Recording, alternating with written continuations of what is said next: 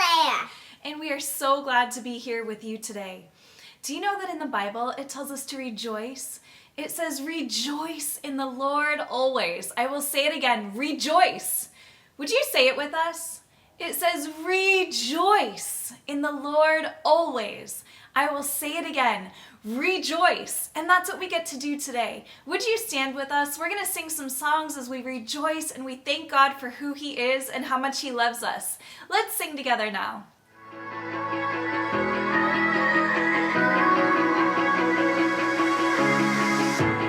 Even when my heart is hurting, even when I feel alone, I know you are here. Even when I'm lost in darkness, you will always take my hand. I know you are here. I know you're here. I know you are here. Let's sing it. It's your love that makes me strong, it makes me brave. It's your love.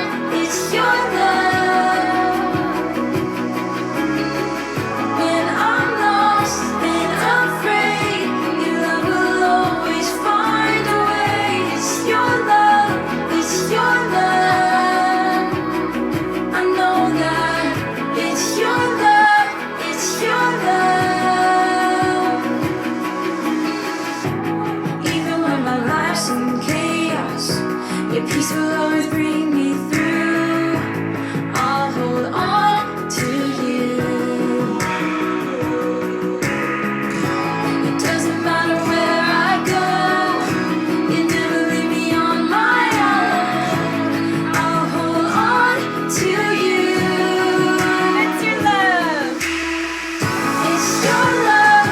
It's your love that makes me strong, it makes me brave. It's your love, it's your love. When I'm lost and afraid, your love will always find a way. It's your love, it's your love. I know that it's your love, it's your love.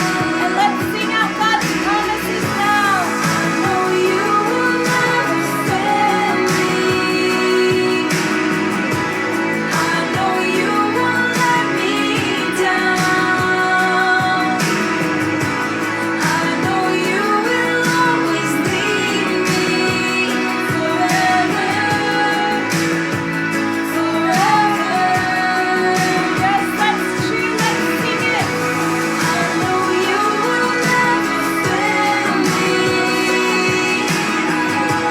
I know you won't let me down. I know you will always lead me forever,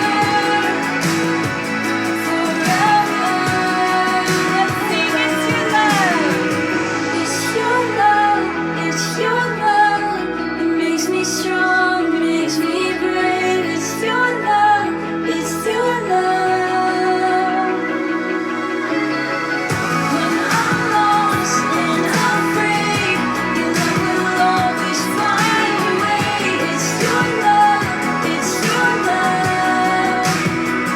I know that it's your love, it's your love. I know that it's your love, it's your love.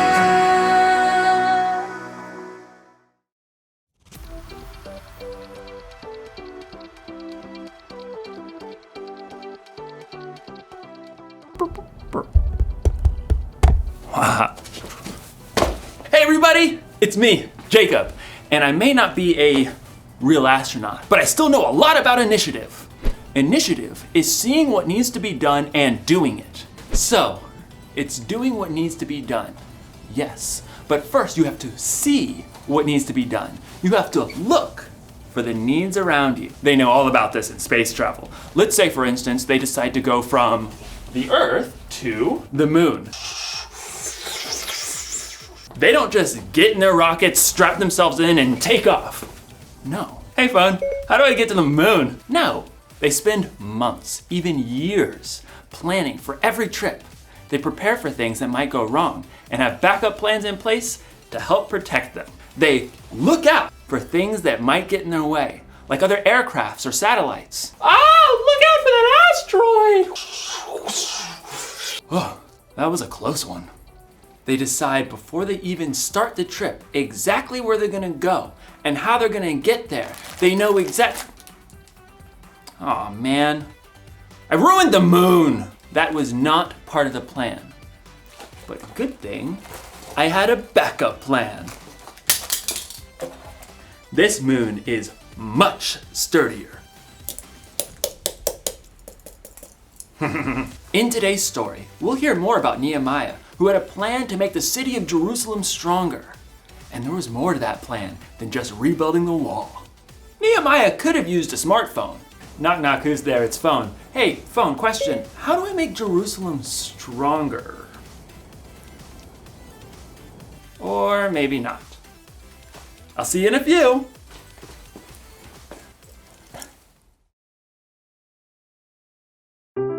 The Bible. It's 66 books of history, stories, letters, and poetry that fit together to form God's one big story. The epic adventure of how He created us and loves us so much that He made a way to rescue us. As we travel through the Bible, from Genesis to Revelation, we discover people who met God and found their lives changed forever. Now, for an amazing story. Inspired by the book of Nehemiah, chapter 5, verses 1 through 12. Nehemiah had traveled all the way from the king's palace of Persia to the broken down city of Jerusalem. And there, with God's help, he rallied all the Jews living there to begin the epic job of rebuilding that city's walls. Who's with me? I say, let's start rebuilding. At first, the work went well. Each family or group took a different part of the wall to work on. We're making record time. Nehemiah and the people even managed to ignore taunts and threats from neighboring nations who did not want to see that wall rebuilt. If a fox climbs on that pathetic thing, it'll fall right down. The God of heaven will give us success. So it seemed like nothing was going to stop this big project until new trouble showed up. From inside the walls, a group of Jews in ragged cloaks came to look for Nehemiah where he was working on the wall. There's not enough food for everyone. We're being forced to sell our fields and vineyards just to buy grain. There's hardly enough to keep us alive. The king's taxes are high. We have to borrow money, but then we can't even pay the high interest. Interest was extra money the people had to pay back. It was so high they could hardly keep any of the money they made. Who's making you do this? Other Jews, our own relatives. We even had to send our children to work for them as slaves. We have nothing left. Please help us. This is not right. It's not right at all. I'll take care of it. Nehemiah was so angry that he didn't trust himself to act in the moment. Instead, he thought it over for a time. God, what do I do about this? His own people were mistreating those who had less. Nehemiah took this so seriously, he stopped work on the wall to call together the Jewish nobles and officials. What's this all about? Better be good. Making us lose all this work time. It's not good. It's bad. You're charging your own people interest. It's not like it's that much. I mean, we can't loan money for free, right? Do you have to ask me this? Think about it. Many Jewish people were sold as slaves to other nations, and we had to buy them back and bring them home. Now, you're charging so much interest, they are forced to become slaves again. Oh. No one could argue with Nehemiah.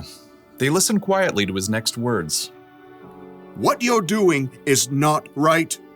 We have to show respect for God. Look, I am lending money and grain to the people who need it, and so are my relatives, but we aren't charging any interest. So, what should we do now?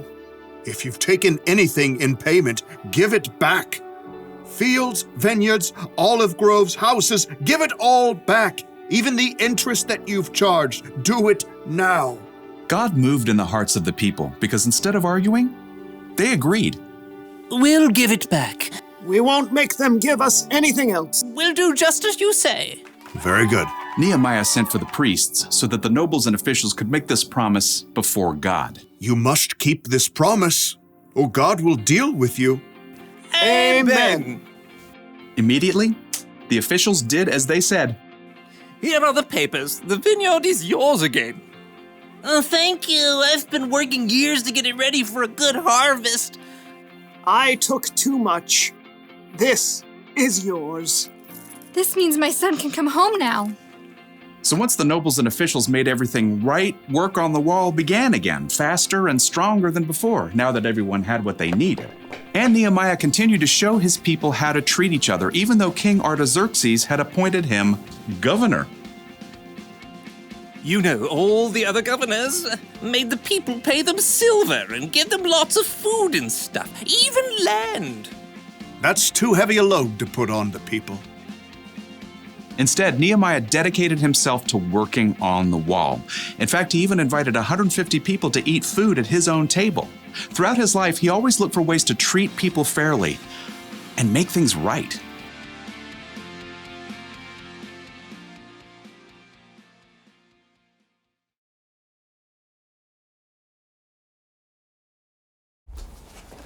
The city of Jerusalem was in trouble because the walls had been broken down. But that wasn't the only thing that was broken. Nehemiah looked and saw that some of his people were being treated unfairly because they were poor, and he did something about it. He stood up for them and worked to make things more fair. Initiative starts with seeing what needs to be done, and more often than not, it starts with seeing who needs to be helped and what needs to be made right. That's one of the reasons Jesus is so amazing. He saw people. He showed people how valuable they were by loving them no matter what, and he inspired them to love others. We're called to love people too.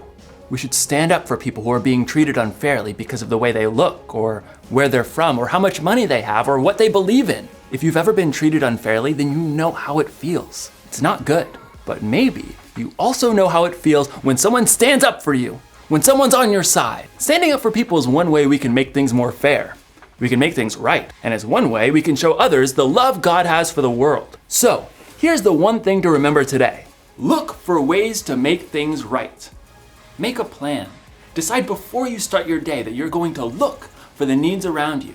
And speaking of needs, looks like I'm gonna need another moon. This one's just too delicious. This moon tastes like cheese. Oh. I'll see you next time. Oh, there goes my space truck.